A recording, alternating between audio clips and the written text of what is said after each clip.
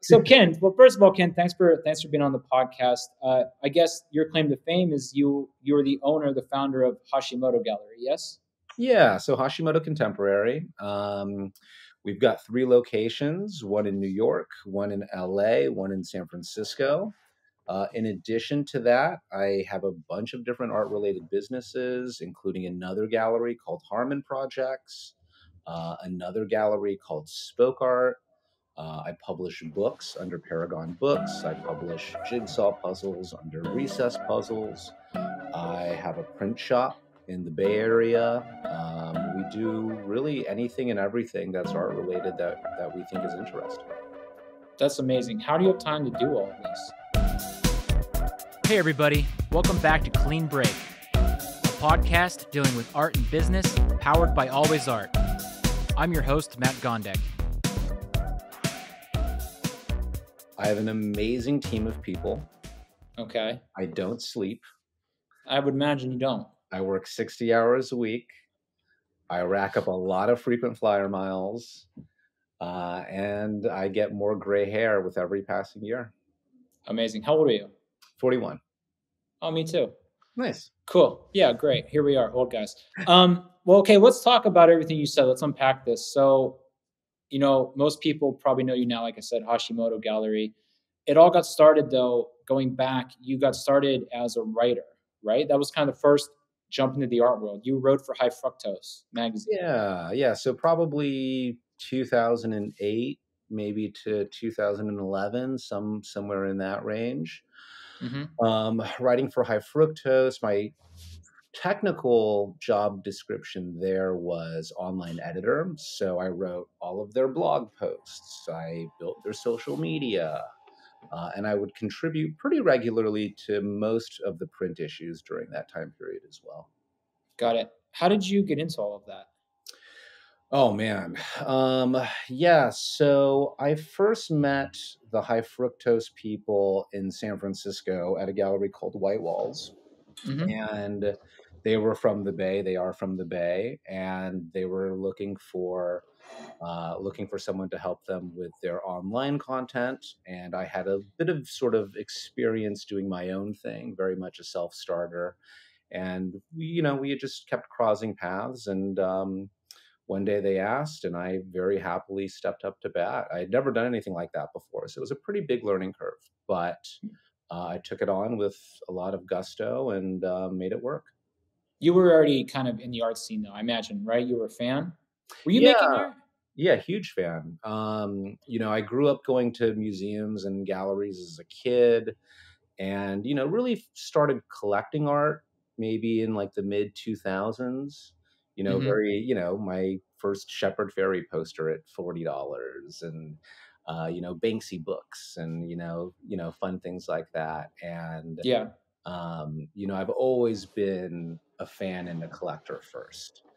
And okay. And in around 2008, I started my own blog and started like writing and sort of entered the world through that way.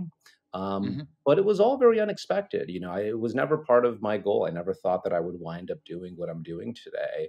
And I really just did it because I loved it and because I was passionate about it. And, that just sort of led to new things. Got it. Do people, sorry if this is an ignorant question. This is a genuine question. I don't know the answer.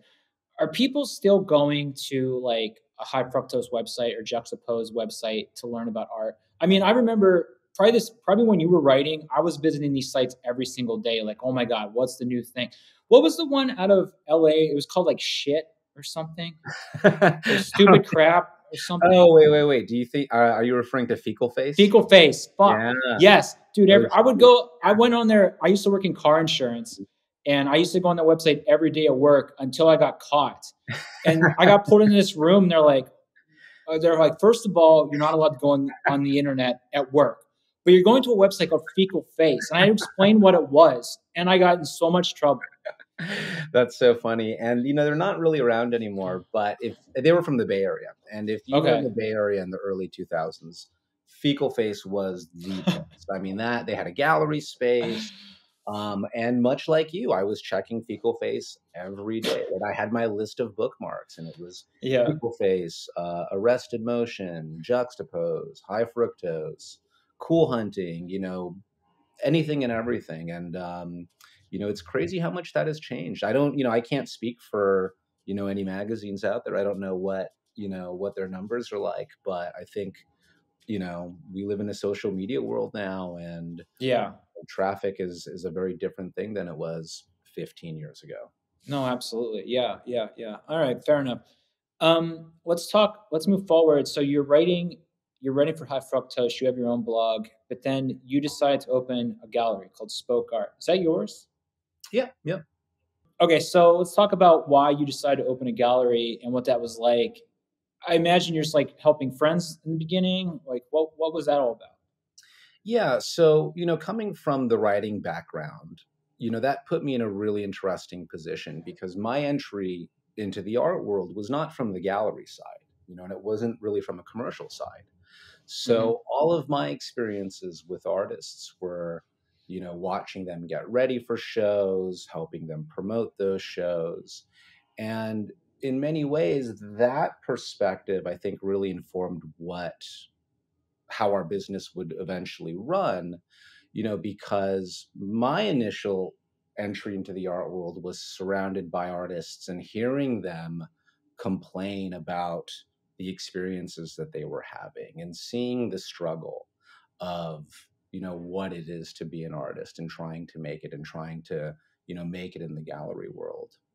And Hmm. so, when I opened my first space, that was very much, at the top of my mind of how do I run my own business, but with the perspective of the artist, not necessarily the perspective of someone who came into it from a gallery side. Can you maybe elaborate on that a little bit? Like, what do you think at the time you were doing differently than a regular gallery? Well, yeah, that's a good question. I will say that Um, San Francisco specifically went through a really interesting turn at around this time with White Walls Gallery. I don't know if does that ring a bell for you? Were you familiar The with them name at all? does. I honestly, man, I have such a small knowledge of San Francisco, period. I don't know. I actually tried to go to Hashimoto Gallery, but it was closed. Uh, this was God knows when. But honestly, I know Finch, and like Finch has been on the podcast, and I kind of get the vast majority of my San Francisco art knowledge through him. So I don't really know a lot. For sure. So in the late 2000s, there was a gallery called White Walls. And, in terms of the Bay Area, that was the place you wanted to be for street Hmm. art, for pop surrealism. Much as you had Jonathan Levine Gallery in New York, you had White Walls Gallery in San Francisco. Hmm. And unfortunately, it all sort of imploded. And Why?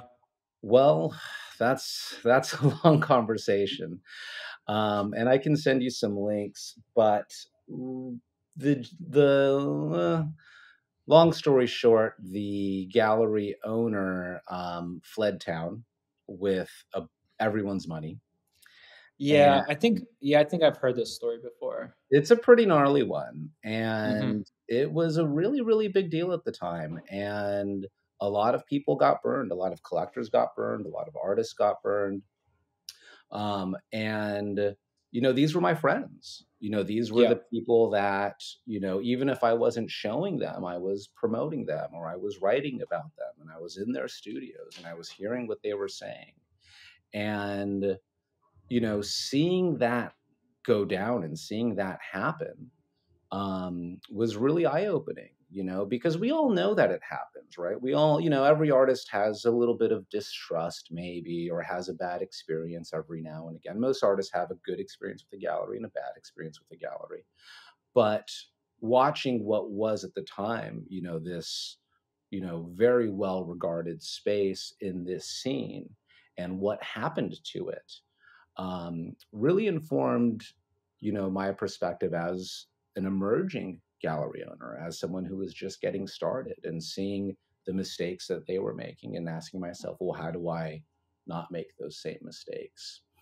Yeah. Because I was seeing the actual human fallout, right? At that point, it's not really even about the money. It's about the lives. It's about these people who can't, I had artist friends who couldn't make their rent and who had to, move out of town or sell their car or take on a new job or whatever because of how badly they got burnt. Yeah. And, it was really, really sad and really frustrating for a lot of people. Yeah, I mean, I can imagine. So just it sucks that like we both operate in a world where there's a lot of handshake deals and a lot of just trust. So like these things happen where artists don't protect themselves. Sure. What kind of artists are we talking here? Like, do you want to name any names, like the kind of people that you experienced this with and you decide to help? Like, I imagine it's probably the first people that showed and spoke art, right? Yeah, there were a few folks who came over from those days, but White Walls was showing everyone. From Shepard Fairey had a really big show there. Got it. Okay. And that was a huge show for the gallery. Black Lorat had a big show. A lot of, sort of the, OG sort of street art guys all had really big shows there, Ben Ein, etc. Okay. And many of them, I can't speak for any of them, but many of them got burned. Yeah, got it. Damn, that's wild. How did you I mean, like, that sucks. Okay, so let's put a bow on that, a nasty bow, that sucks. But then you're like, "Hey guys, I know you worked with this established gallery, this bad thing happened, but hey, I'm a writer at a magazine. I'm opening a gallery now. Like, come trust me instead." Like, how did you get them to trust you? Um, well, like you said, a lot of the art world is relationships, right? And a lot of it is handshakes. Yeah. And, um, so much of it, you know, it, it's, I like to think of my relationships with my artists as being very similar to really any other relationship, right? It's the same as your relationship with your best friend or same as the relationship you have with your partner or your spouse. And I'm married and, we don't have a prenup, right? I mean, I'm sure there are plenty of people who do, and that's fine. Or, I don't enter into contracts with my best friends when we become friends, right? And Yeah. so, in many ways, and while we do have to now have contracts for our represented artists in terms of consignment and all of those things, and every artist should have those, very much starting out 15 years ago. It really was based on a handshake and really was based on trust. And you built that trust and you developed that trust. And artists are friends with other artists. That's the way it goes. And Yeah. if you develop a good reputation, other artists will find out. And if you develop a bad reputation, other artists are going to find out. Yeah. Yeah, I'm going through some of that recently. I left a gallery. I worked with one gallery for like six years. Left last year, and they went under recently. And just finding out that people aren't getting paid and like they quote unquote are leaving town. It's a weird. I talk about this all the time on the podcast about. I always say protect yourself, right? But then so many of us start from a place of no business sense, no money to hire a lawyer, and it's just like it's such like a crapshoot in the beginning. Like you just have to trust the right people and hope to God it goes well. And I mean, I can sit here all day till I'm blue in the face and say get a lawyer, like get a contract, but like most people can't afford it. I couldn't afford it, the first 10 years of my career. Like so, it's a tricky thing. I guess let's change and talk about positive things. So, okay, that bad thing happened. You now have spoke art. It's up and running. You're showing, artists you built a relationship with. It must have went pretty well because it transitioned into Hashimoto Gallery. But before we get there, like let's talk about how cool spoke art is. So what's going on there? Yeah, so spoke art is sort of our pop culture space. And we do, our focus there is everything from like limited edition movie posters to big pop culture group shows. So, for example, like this weekend, this Saturday at the Roxy Theater in San Francisco, we're hosting a film screening. We're releasing a limited edition screen print by one of our artists to celebrate this anniversary for this movie. Mm-hmm. Some of the more notable things we've done at Spoke Art over the years include our Wes Anderson art show, which we started in 2010. And, for a show like that, we invite 100 artists from around the world. and they give us paintings, prints, sculptures, everything inspired by the films of Wes Anderson. And the amazing thing about that project is it eventually, because it got so popular and was making the rounds on Tumblr and this and that, it got in front of Wes Anderson, and he, came to the show and supported the show. And, years later, I published a book with Abrams Books featuring works from that exhibition. And Wes was kind enough to write the introduction to the book, right? So like, very cool. All of these amazing things have happened out of that. And the thing that I love about spoke art is that it's a really great entry point into the art world, right? Because, movies are accessible. Everyone's got, favorite directors or favorite movies or favorite scenes. And, buying a $50 screen printed limited edition poster is, for a lot of people, their first art purchase. Most people don't jump into it head first with a $10,000 painting. They start with prints. That's how I started as a collector. Yeah, I think, most people do. Yeah. Yeah. What was your first piece of art that you bought? Oh God, dude. When I moved to California, my first day here, this was like 8-9 years ago. I mean, I had a couple Alex Party prints and Skinner prints I saw on Juxtapose. Like one time Juxtapose did this article about this graffiti writer named Auger, and he was from out here in LA. And like, I'm not the biggest graph guy, but I loved his everything. So I bought anything I could find of his.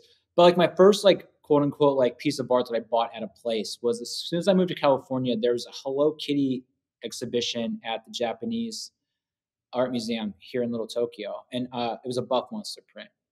Hell yeah. And that was like my first quote unquote thing. But like, you're right. Like, you always start out buying like prints and things like that. Did you guys compete a lot with that other? We have a gallery here in LA. I don't know if they're still around because the owner did some stuff. Gallery 1988. It sounds very similar. Like, so people listening, pop culture. Yeah. Okay. Yeah, were you guys competing or friends? I wouldn't say competing. Gallery 1988 actually used to be in San Francisco as well. Oh, back in the day, they had a San Francisco location, and then they consolidated with two spaces in LA. They are still around. I think that they're focusing primarily on pop-up spaces and doing pop-up shows. But they're an OG, and they were definitely one of the galleries that I looked up to for spoke art specifically, and same goes for the folks over at Mondo out of Austin, Texas. Got it. Those guys were doing really cool limited edition movie posters and stuff like that. Has spoke always been like a easy entry point pop culture gallery? I like to think that it's like 80% that. And spoke was doing more fine art shows, contemporary art shows as well. And this is maybe one of the reasons as to why Hashimoto came to be. It's so weird when you're in a space and someone comes for your Wes Anderson art show or your Miyazaki art show or whatever. And then the next month you've got a fine art show. And they're just like, what's going on here? Yeah, what movie is this? What and it's like, no, it's not a movie. It's actually just a painting. And to have that conversation can be confusing. Yeah. I mean, you're preaching to the choir. My whole art career has been easy access. Like, even if you don't like fine art, you appreciate that it's a painting of Bugs Bunny. So like, everybody likes it. You know what I mean? So I completely get that. Well, let's move forward. Let's talk about Hashimoto Gallery. So you started with spoke, and then you wanted to have a bit more of a contemporary space for just actual fine art. Not that spoke art isn't fine art, but we know what we mean. So how'd that happen? So in 2013, there was a gallery next door to me called Jessica Silverman, and they are a very good contemporary art gallery, blue chip level contemporary art gallery. And they had a space next door to spoke. They moved to a bigger, better location. There was a vacant, pre-built gallery space next door. And I was already sort of struggling with this identity crisis. And why? Well, because again, people are coming into the space and they're not understanding, right? They're not understanding what we're doing or who we are. And so opening Hashimoto was the solution to that, was the answer to that. So we were able to take our contemporary artists, our fine artists, move them over to Hashimoto and really sort of focus on that program. And also focus on Spoke separately. Was it hard in the beginning to make sales at the Hashimoto Gallery just because again, you're not having the I always use the word crutch, and I say it about myself, the crutch of the pop culture. Was it harder to make the sales? Yes, but yes and no, because Spoke was difficult as well. Any gallery, regardless of your model, it's a tough business. And even in the early Spoke Art days, I would work the gallery during the day, and then I'd go wait tables at night, just to Mm, pay my bills. And when Hashimoto opened, at least at that point, we had a collector base and we had a presence in San Francisco, and people were familiar with us and with our artists. So it was a relatively smooth transition, but I mean, I'll argue that it's never easy to open a gallery space in any city at any time. yeah, and then you did 3. Yeah, four technically. God. Okay, yeah, yeah, that's true. Okay, so how long did you have just the Hashimoto Gallery in San Fran before you opened the I imagine New York came second, or did LA Yeah, come New second? York came second, and that was in like 2016. Okay. And, the real impetus for that was actually, and this has been sort of a common pattern in my business, but that was in many ways for my employees. At the time, I had a gallery director who, she was young, she'd been in the Bay for a long time, she'd been working for me for many years, and she really wanted to move to New York. And, she was an integral part of my business. And when she expressed interest in moving to New York, it was like, well, let's open a New York gallery. That way you can move to New York.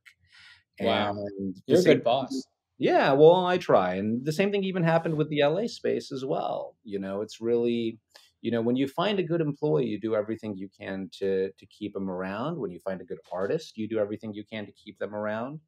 Mhm. As a gallery, we sort of service both sides of the coin, right? We have to take care of our collectors, but we also have to take care of our artists. And both things are equally important, and you can't do either without good employees. Yeah, that's true. So, okay, so talk about the opening of the New York gallery then. Like, I imagine, okay, so you had one of your best employees go to New York, but then it was all new staff besides that?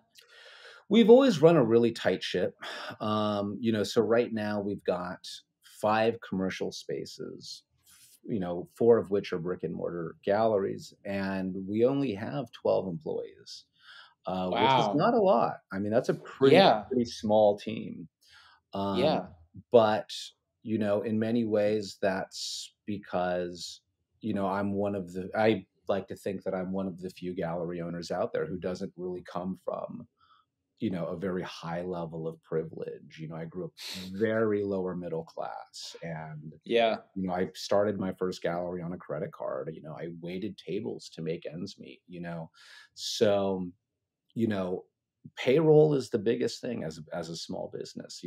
That's where you spend the most. That's where a lot of your losses can incur. And as a very DIY space who's really bootstrapped our way through this, keeping our payroll as lean as possible is what allows us to do everything that we can for our artists. And really, the money Mhm. that we can save on payroll, we can then use to invest in the next magazine ad, or invest in the next art fair, or produce the next exhibition. So it's really tough. It's a really difficult balance to maintain. Yeah, that's fair. I'm glad that you said that you came up from, like, I think you said middle class or something. There's obviously 2 different ways of owning a gallery. There's someone like you who didn't come from a lot, and then there's so many galleries that the owner is a bored billionaire and decides to open a gallery.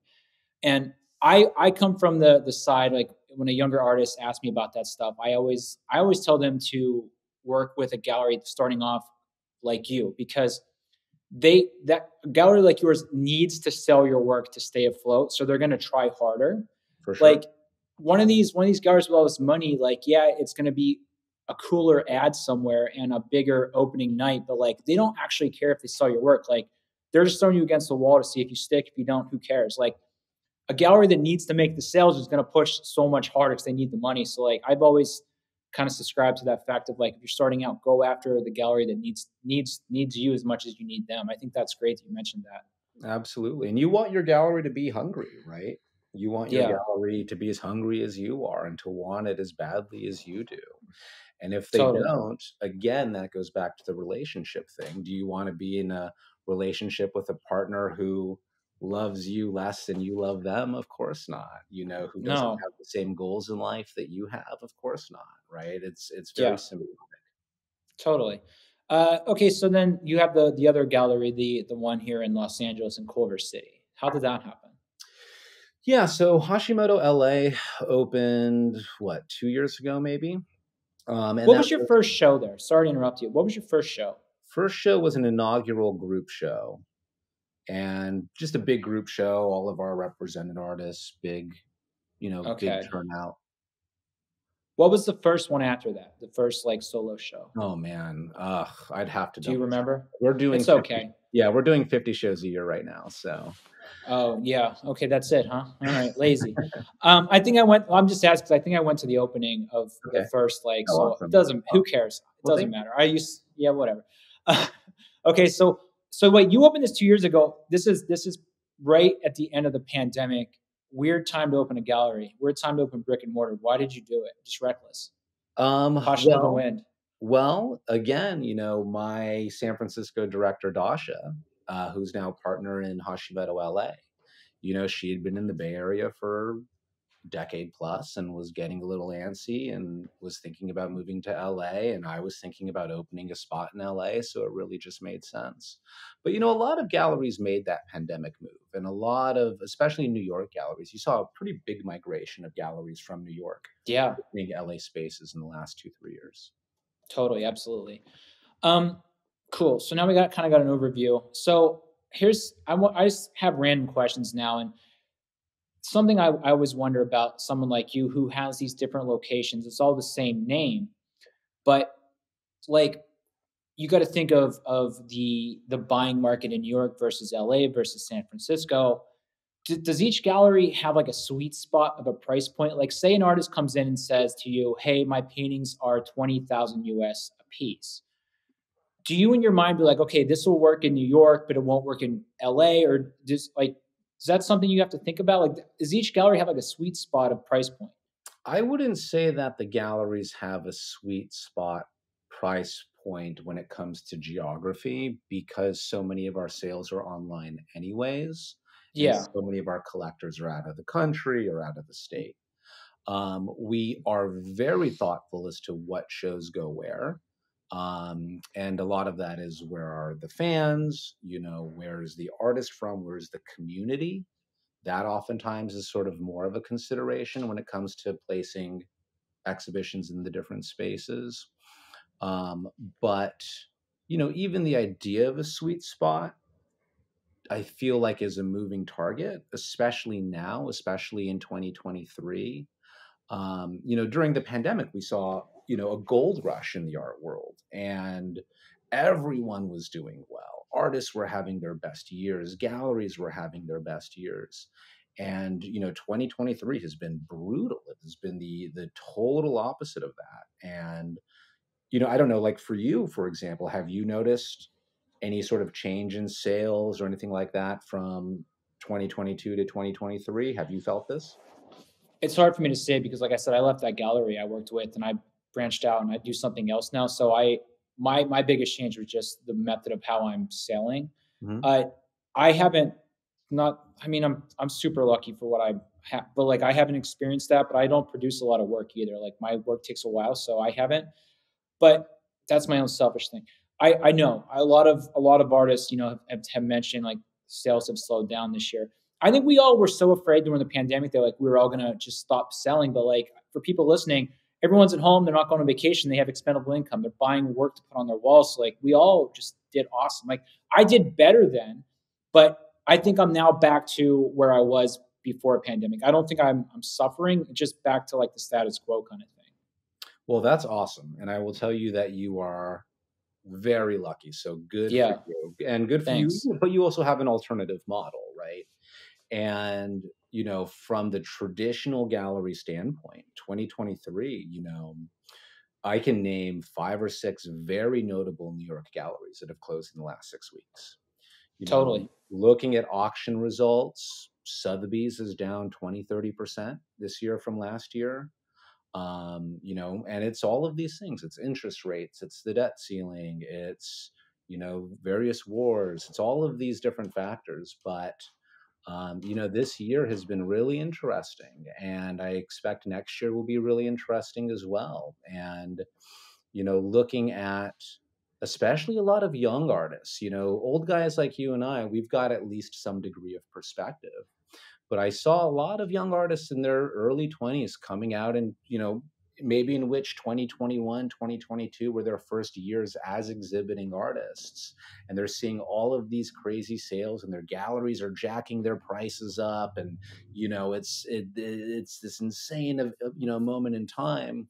And now all of a sudden the music stopped. And I'm looking at these young artists who, you know, frankly, were overpriced during the pandemic. And now they're all wondering to themselves, well, what am I going to do now? Because you Yeah. don't want to lower your prices, but, you know, people are buying less because mortgages are higher than they've ever been, and student loan repayments are back into effect, and all this and that. So it's been an interesting time, and I'm really curious to see how a lot of galleries and individual artists navigate the remainder of this year and next year. What advice do you have for that artist, that young artist that said exactly what you just said? You know, I had explosion of growth 21, 22, and now it's really cooled off. I'm afraid. I don't obviously want to lower my prices. What are you telling these artists? Do you have any advice for them? Well, for somebody who has gone high and now may need to recalibrate, that's a very difficult thing. And I don't know if anyone's got the answer. And, you know, I've seen artists, you know, and this, you know, the art world and the art economy goes up and it goes down, much as the stock market does, right? You've got really great years, you've got bad years. You know, Apple stock can be really high and then it can be really low, right? That's just sort of the way it goes. And you know, I've seen some artists try to pivot by changing their medium, right? Maybe, hey, you've been a painter, but now you're making smaller drawings that are a little bit more affordable and in a different medium. So it's a different pricing structure. Hmm. I see artists focusing more on prints and editions. But even then, I saw a lot of artists releasing editions in the pandemic that were $1,000, $5,000 for an edition of 100 copies. And now those artists are saying, well, gosh, I can't sell that for 5,000 now, but I don't want to sell it for 2,500 either. Yeah. Yeah. Yeah. I mean, I got some advice really early on. Someone I had on this podcast, but then he told me after. I mean, he's in his 50s now, and his cautionary tale was don't raise your prices too quickly, just because you can only every time you go up, you limit the amount of people that can buy it, and it's really a bad look. I'm really saying this for everyone listening. You know, obviously, Ken, it's a bad look to lower the prices because then you kind of you lose the trust of all the people that have invested in you so far. It's a balancing act. There's no right or wrong way to do any of this, and like every decision is so like it's just like you. It's like most decisions are black and white. Like if I do this, this is going to happen. It's crazy. Sure, sure. And, you know, we're so used to the great years that we've had. And without that perspective of, oh, yeah, things go up and down, right? Like, look at home prices. You know, if you bought a home in the last 10 years, you're only used to it going up.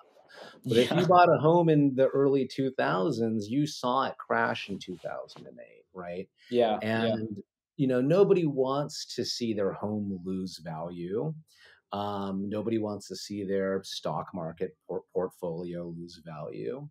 But that does happen. And the important thing is, well, what's it look like over the course of 40 years, not yeah, over 4 years? You know, because you know, if your retirement fund loses 10% this year but gains 10% next year, it's okay.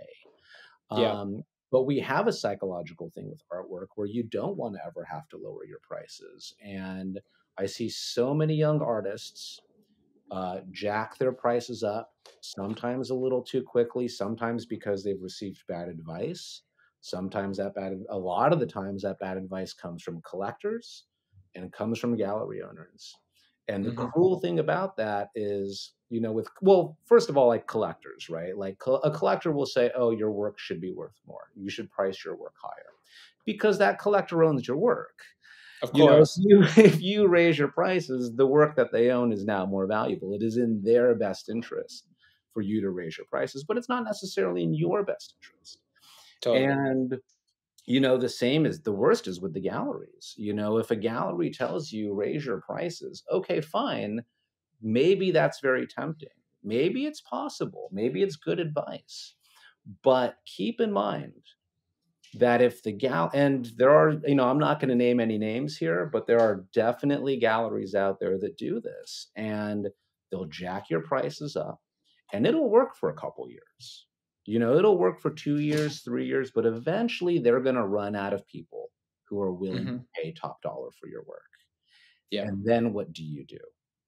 Because for the gallery, guess what? All the gallery has to do is say, hey, thanks so much, Matt. It's been fun. Yeah, yeah, totally. Good luck with the rest of your career. I'm going to go find some young 20-year-old out there who's making good work and the work's underpriced, and I'm going to buy it all up and jack the prices, rinse and repeat. Yeah, totally. And the gallery can easily move on because there's a million other artists out there. For the artist, that's not the case. And, it's heartbreaking to watch, and I see it happen.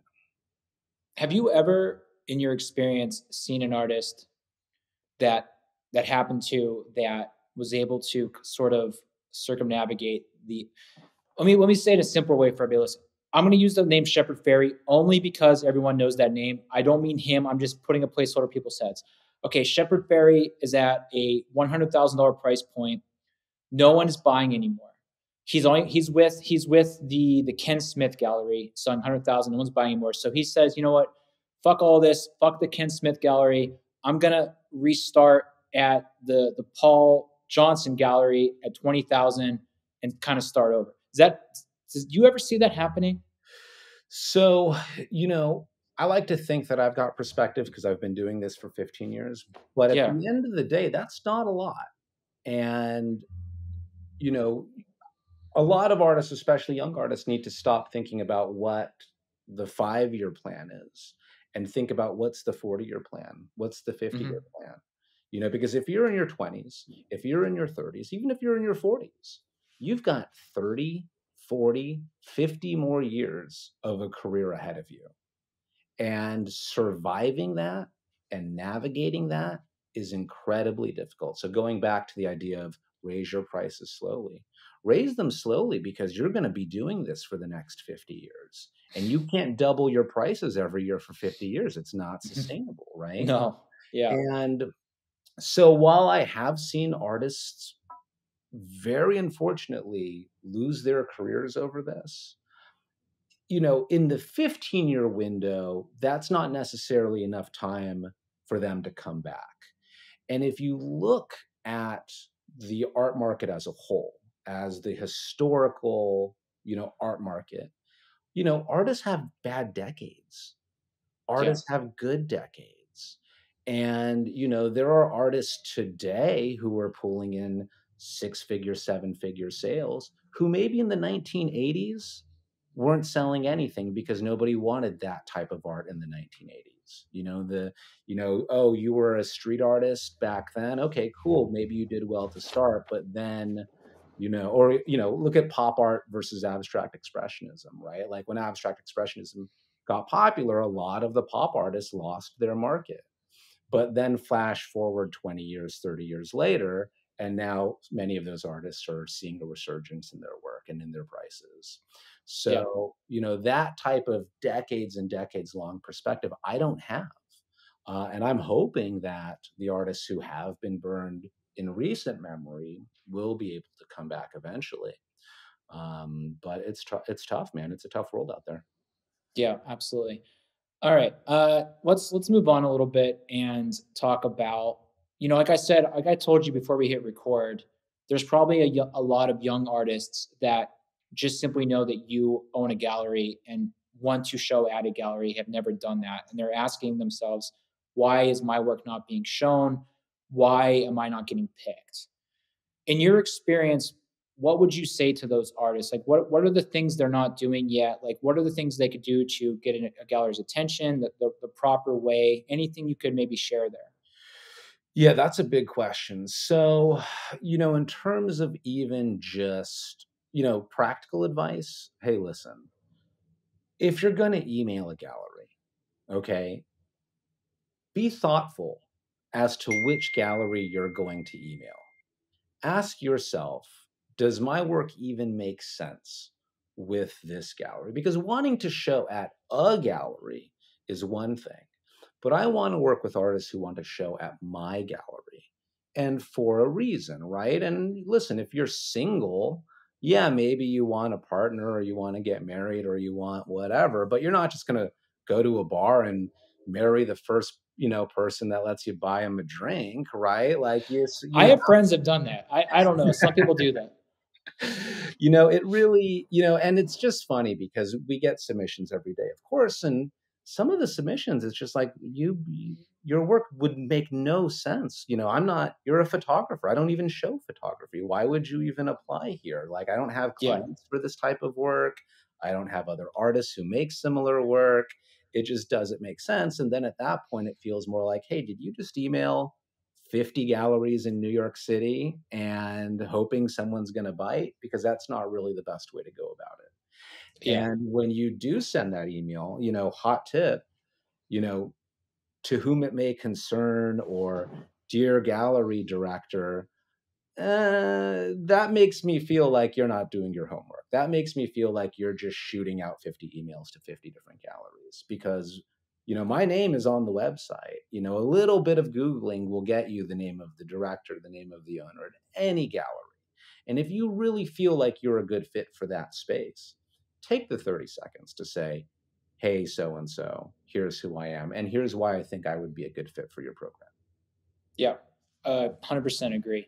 Yeah, I always also tell artists that, if they were going to email you, just for example, how literally this podcast happened. I've never met you, but my manager knew you, so I had him reach out. It's all connections, like maybe you don't know the gallery owner, but you may know an artist that shows there, or you may be friends with someone who's friends with one of the managers. You know what I mean? Like, I always say that too, like some sort of little introduction always helps instead of like a cold email.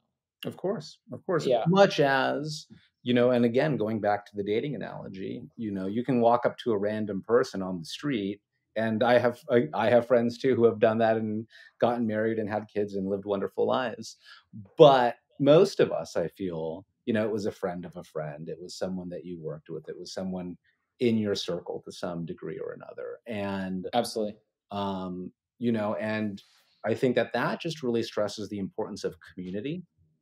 Mm-hmm. And being an active member of a community and being part of a community. And, yes. For artists in the big cities like, New York, LA, Chicago, Miami, what have you, I see a lot of artists who pay so much money to have these expensive studios and work 3 jobs to try to make it. And then they don't ever go out, and they don't ever go to the free gallery openings on Thursday nights or on Saturday nights, and they don't build a network and they don't build a community. And that is so incredibly important because so much of the art world is relationship based. So much of it is, I hate to say it, but who you know. And, just participating is such an important thing, especially in person. Yeah. And even online, just having conversations, with people, just talking to your favorite artists, giving other artists advice, commiserating with other artists, commenting, liking, being engaged. I mean, that's such an important part. And it's so difficult, and it's difficult in general. It's especially difficult for a lot of creatives and for a lot of artists because you don't want to be doing that. You want to be in your studio making work, right? Totally. I get that. But, from a professional practices standpoint, it's really important. Yeah, 100% agree. I have 50 more questions about galleries, but I like to keep these in an hour. And I want to spend the last 10 minutes, if we can, talking about books, because I don't get to ask this question too often. I feel like so many artists want to make a book. I mean, I made a book. I would love to make another one. Like, books are fun to have. They're great. They're like these tombs of your work. So you work with something Paragon Books, correct? Yeah, so it's a book publishing company. I'm the owner. It's part of our sort of portfolio of businesses. And I'll tell you right now, it's probably our biggest loss leader. Of Um, course. Books, but I oh my love God, so expensive. it. Yeah. But I love it. I legitimately love the printed page. And I think that is informed by my time at High Fructose. That's informed by the fact that I've got hundreds of art books on my shelf and vinyl records, and I'd much rather go to a movie theater than watch a movie on my laptop. And I want something tangible in my life, and Hmm. books are such a great way to go about that. But yeah, we hemorrhage money on those projects often, not always, but often. Yeah. So let's maybe talk a little bit about, so many artists want to make a book, but I don't think they even realize how much goes into it. Uh, First of all, whenever you are making a new book, do you approach an artist and say, "Hey, we want to make a book with you," or artist approaching you? Like, how does that work?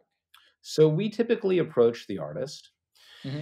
And, one of the unfortunate things about book publishing, much as one of the unfortunate things about running a gallery, is that these are just really expensive things to do. So just, nuts and bolts here, a book, if I'm going to publish a book, I need to expect to spend, I don't know, $20,000, $30,000. And that's design, that's printing, that's shipping. You want to ship 3,000 books from a factory in China to a storefront in New York City. That costs a lot of money. Hmm. Design, designers are artists too. They need to get paid. And if a designer is spending an entire month working on a 400-page book or a 300-page book, we have to pay them. So it's a really, really expensive thing to do, unfortunately. I mean, obviously, like, we do live in a world now in which self-publishing has never been easier. And a lot of artists are also good designers, or, can make, even looking at like zines and zine culture, like, it's really fascinating how much a person can do on their own. Um, Yeah. so there's still hope out there. You don't have to budget that. And I think that there are a lot of creative ways that a person can still get their work in print and out into the world. Yeah, absolutely. I We made a book 2020, I think, and at the time it was during COVID. And like they shipped from China, and at the time our port here in Long Beach was like blocked or something, and they set in a container at the port for like 2 months. We just simply couldn't get the books. I think like we I want to say we got 2,000 made, and I think they were still like $25 a piece, even just to get them. Like, and then also you think it's done because it's designed on a computer and everything looks cool, but then you wait the time you pay the so much money to get the one prototype, and page 47 a word's backwards or something. You're like, oh, okay, we got to redo all of this now. And it's so much work. But I mean, it's so cool to have a book. It's a lot. It really is. And it's such a nice, it's almost, I like to think of books as being a really expensive business card. Yeah. Because Hmm. you can give that to a collector, you can give that to a gallery owner, you can give that, to a friend or whoever. But like, it's a really great way to show Yeah. off your work because, yeah, I look at 100 Instagram profiles a day. You know what I mean? No, totally. Yeah. I mean, every time someone gives me a book, it just feels so much more important than them not giving me a book, I guess. Sure. And then you make puzzles as well. That Yeah. sounds easier to me. Is that easier? It is and it isn't. I think that there was a puzzle boom during the pandemic because everyone was stuck at home. And speaking of your beautiful ports in California, I will say that during the pandemic, we printed 12,000 jigsaw puzzles. And we had Jesus. those puzzles sent from China to California. I think it was the port of Long Beach, maybe. Hmm. And they were stuck on a cargo ship for 2 or 3 months, just waiting to get in, right? And the puzzles come in. I send a few thousand units to my distributor, this and that. And then one day we get a message from somebody who's like, "Hey, I love your puzzle, but what's all this like black stuff on it?" And we're like, what are you talking about, black stuff? So we go to our warehouse and we crack open some. And sitting on the boat for 2 months, the moisture and like the fabric bags that the puzzles came in wound up growing mold. Oh my God. And I had to throw away every single one. It was 12,000? yeah, we just had to we had to trash them all, and I had to call my distributor and have them spot check, and they had to toss them because you can't have moldy things in a warehouse. That's like No. bread, yeah. Do you have insurance on that stuff or no? Nothing you can do because here's the thing.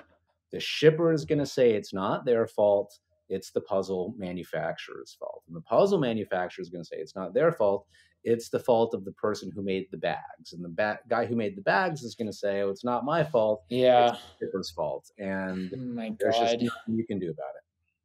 Amazing. I'm sure that's not a big moneymaker to begin with, but whenever you just lose all that, it's fuck, man. It's tough, man. 12,000 puzzles. Was It's that one puzzle or was that multiple different 3 puzzles? different designs. Okay. Plus, I imagine the artists were bummed that they probably waited so long to get this puzzle out, Of and then course. it's just like, did you make new ones or no? We did wind up printing smaller ones, but at that point, we were so, in the red on that project, you can't just keep throwing money at it. You're just never gonna Yeah, recoup at that point. You just sort of have to cut your losses. totally, totally. You must really love art. So much. You have no idea. If I were a smart man, I would probably do something else. If Yeah, I wanted to make like money, I would do something else. But I yeah. legitimately love what I do, and I can't imagine going back to what I did before. So here I am, What did you do before? waiting table. I Waiting mean, tables. I've had every job that you name Okay. any job, and I have had it from What was the worst factory. one? Ooh, probably my favorite job that was also my worst job was washing dishes in a Mexican restaurant in Northampton, Massachusetts in 2001 to Okay. 2002. And it was great. It was a great place to work. I made so many friends there, but yeah, that was tough, man. That's a gnarly job. Got it. I worked at Costco. You know what Costco is? It's like Sam's Of Club. course, yeah. And I worked in a freezer. And you know how like rotisserie chickens, like you go to a store and you buy the cooked chicken. Sure. Well, so I had to go in at 6 in the morning and there was these 6 foot tall metal spikes. So what you would do is you go in the freezer, you prop up one of these spikes on your leg so it's vertical, and you open up the boxes of frozen bloody chickens. You Wow. take the frozen bloody chickens and you on the spikes. And I would load up all these spikes all day, and then you cook them all day. And then at the end of the day, you had to clean the oven. And the oven's like the temperature of the sun. So if Sure. you touch any part of the oven anywhere, you have a burn. Hmm. And that was my worst job. I mean, I did that. I was like 22 or something. So this is much better. All the Yeah. headaches that comes with it.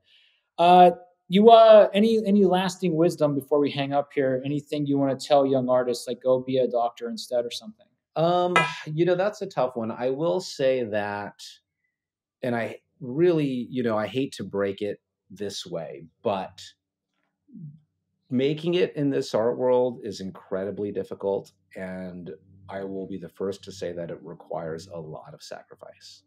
And, I know that firsthand. As I mentioned before, I waited tables when I was starting my gallery. Before that, I had an unpaid internship for a year. And I worked at Whole Foods so that I could make my rent and do this internship at the same time. It is really, really, really tough. And as an employer now, we live in a world in which, inflation's out of control. People need more money. People have to make more money. And, it's on one hand, it is so great seeing young people know that they are worth something and know that they should ask. Because my generation, we didn't know that. And we didn't ask. We took whatever minimum wage we could get. And young people today know that they can ask for more because they're worth more. And if you don't ask, more than likely some corporation's going to try to take advantage of you. So by all means, you should ask.